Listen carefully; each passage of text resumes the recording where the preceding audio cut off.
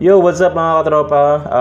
Ang tutorial natin ngayon ay 2-in-1 na. Kung paano mag full wave ng Yamaha STX 125 at kung paano mag full wave ng RS110F. Ito yung RS110F mga katropa, ito yung version 2 ng RS Yamaha 2-stroke.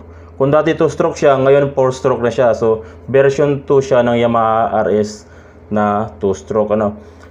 Mga katropa, kung meron kayong mga customer na gusto magpa-full wave katulad ng STX 125, ito na yung paggayahan nyo. Same process, same stator at same coding lang. So, hindi na ako maglalabas ng kung paano mag-full wave ng Yamaha STX 125 kasi ito na yung pagbabasihan nyo mga katropa. Okay mga katropa, sana may matutunan kayo magamit sa pang-araw-araw ng hanap buhay at dagdag kaalaman na rin mga katropa. Okay, simulan na natin ang mag-wiring.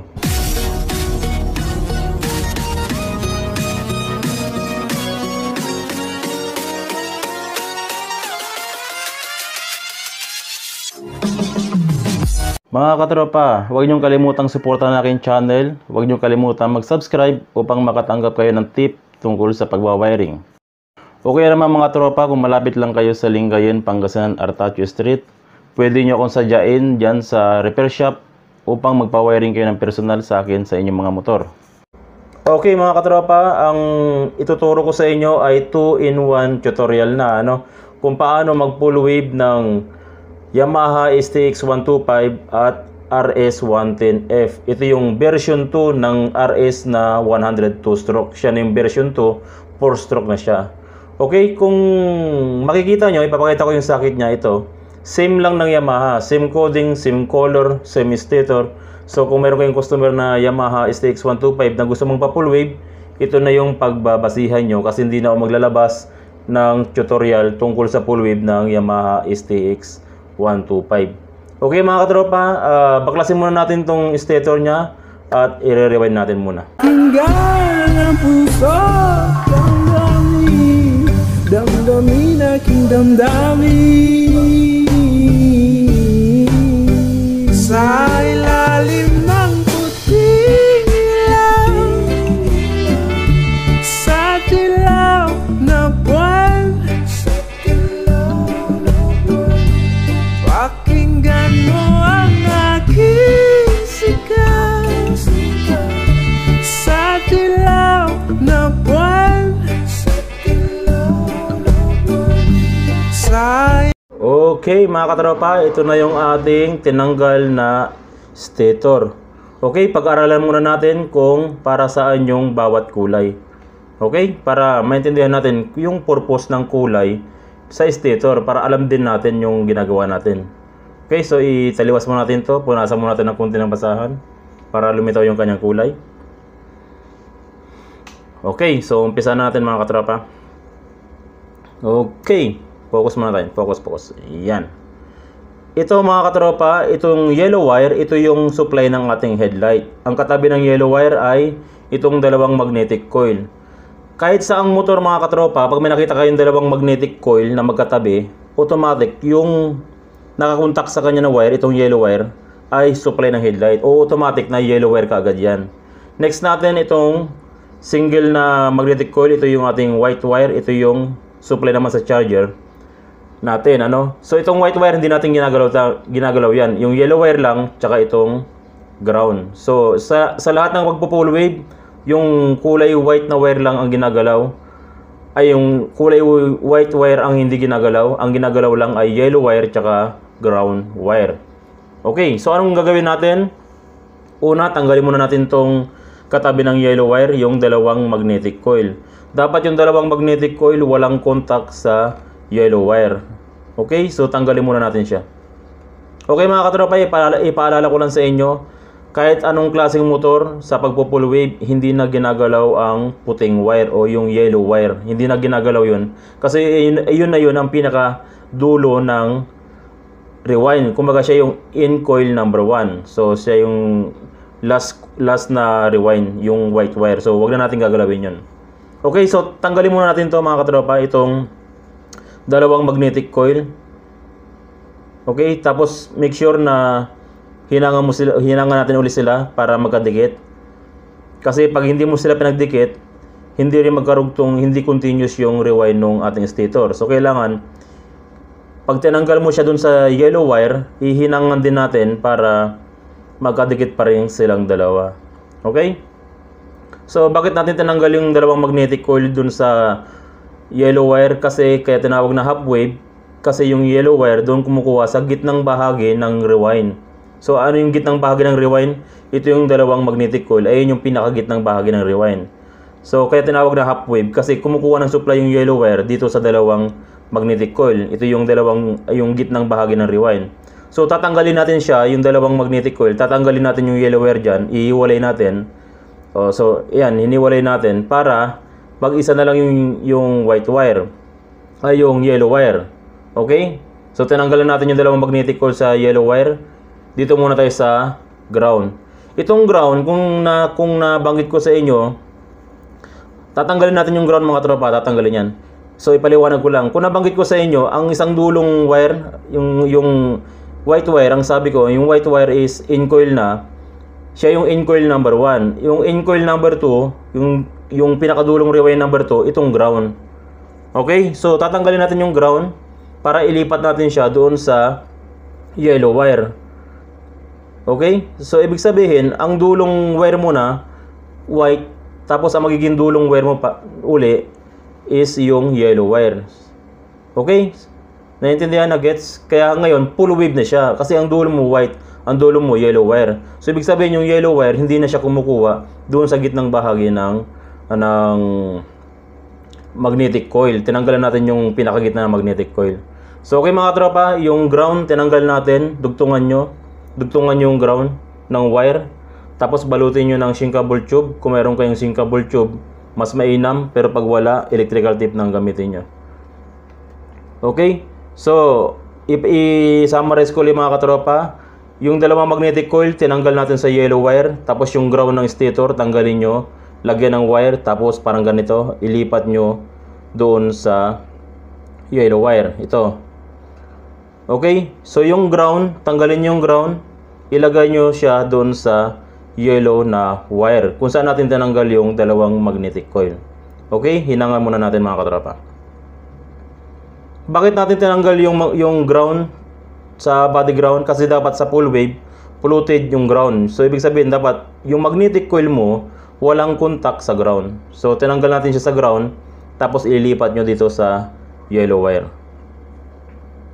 Okay, so ito na yung ating ginawa. Yung ground, nilagyan natin ng wire at ipinagapang natin sa yellow wire. Okay? So nakita nyo, pinagapang natin. Itong dalawang to, dapat magkadikit, pero hayaan nyo na siyang ganyan. Okay? Basta wag lang siyang dumikit dun sa yellow wire. Wag nyo siyang pagdidikitan. So okay na yan. Iyan na yung ating full wave. Full wave na yung ating stator mga katropa. Okay, sa next natin, sa dulo ng stator mga katropa, tanggalin yung yellow wire tsaka white wire kasi ida-direct natin siya sa charger. Okay, so pagkatapos yung matanggal yung white tsaka yellow wire dun sa socket, isauli na natin sa motor yung ating crankcase, yung stator.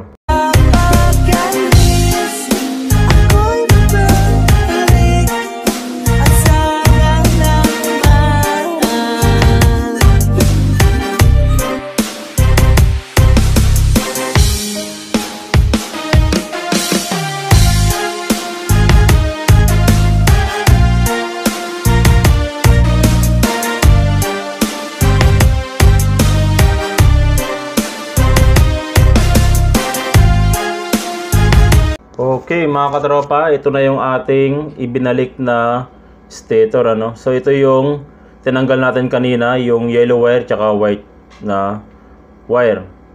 Okay, tinanggal natin siya kasi irerekta natin siya dun sa charger. Ito, yung 5 wires pang full wave.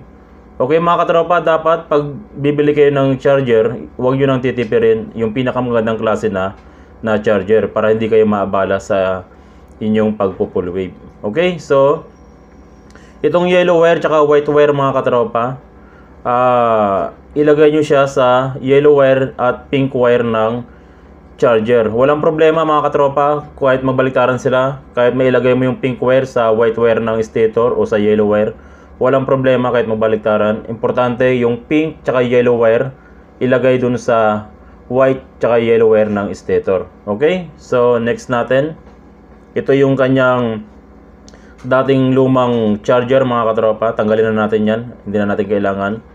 So i-expose muna natin yung kanyang mga wire para makita nyo.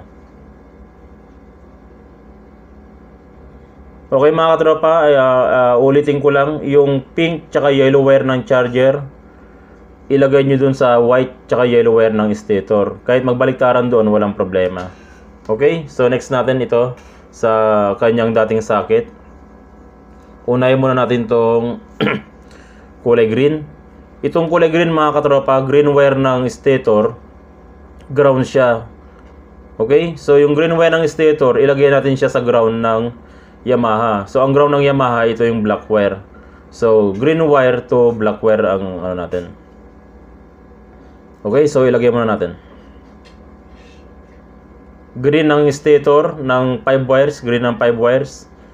Stator tuloy, 5 wires pala. Green ng 5 wires, ilagay natin sa black wire ng motor ng Yamaha. Okay, so green to black wire tayo.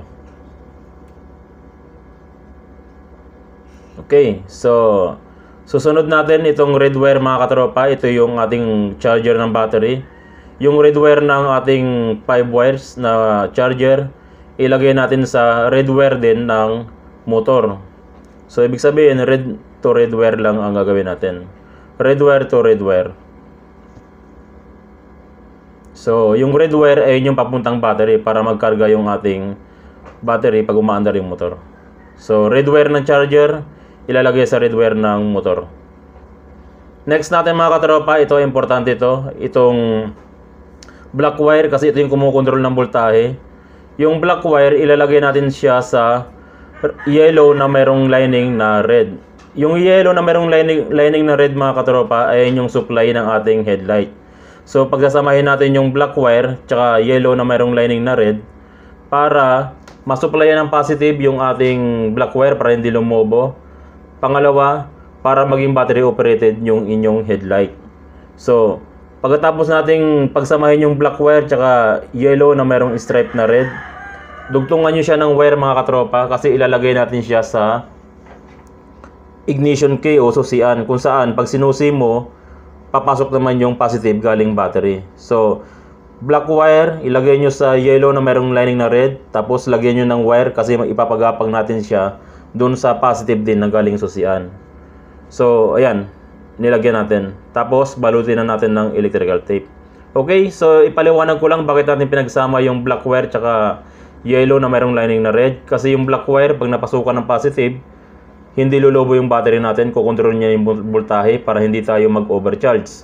Pangalawa, yung yellow na mayroong lining na red, pag napasukan siya ng positive, magiging battery operated yung ating ilaw. So pag kahit na hindi umaandar na yung motor, pwede mo na switch yung ilaw. Okay? Kaya natin siya pinagsama. So ito yung wire na sinasabi ko kung saan magkasama yung yellow na mayroong stripe na red at black wire. Ipagapang natin siya mga katropa doon sa kukuha tayo ng live. No, okay? So kukuha tayo ng live. Pag sinusi mo, magkakaroon ka ng live. So dito tayo kukuha. Mas malapit tayo sa flasher dito. Sa flasher, meron tayo ditong dalawang brown, no? Ito yung white na merong lining na brown na merong lining na white, tapos yung itong light brown lang, yung walang lining, yung solid light brown. Diyan natin ilalagay yung wire na dinugtong natin dun sa black tsaka yellow na merong lining na red, no? Ayan.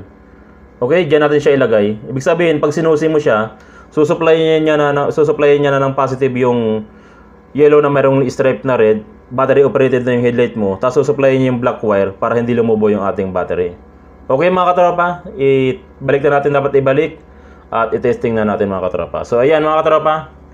So ito na mga katropa, dapat ang ating voltahe ay naglalaro lang sa 14.8, 14.6. Kung lumagpas kayo sa 16, ibig sabihin busted yung inyong regulator, hindi magandang klase kaya palitan nyo na. Okay mga katropa, sana may natutunan kayo sa tutorial na ito. God bless po sa inyong lahat.